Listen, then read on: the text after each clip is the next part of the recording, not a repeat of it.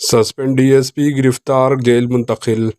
Suspend DSP प्रणीत राव ने Panjagutta police ने गिरफ्तार करते हुए उन्हें अदालती तहवील में दे दिया। पुलिस राय के मुताबिक स्टेट इंटेलिजेंस ब्यूरो के डीएसपी प्रणीत राव को फ़ोन टैपिंग और इसके आलात को नुकसान पहुंचाने के इल्ज़ाम में मुलाजिमत से मताल सस्पेंड कर दिया गया था और पंजागुट्टा पुलिस ने इस वाक़ये की तहक़ीक़ात करते हुए एक मुकदमा दर्ज कर लिया था।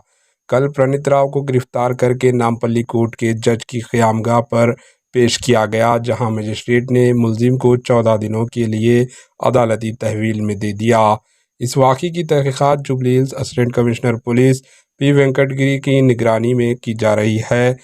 इस केस में मज़ीद गिरफ्तारियों का भी इम्कान है। Bureau report, AHN news.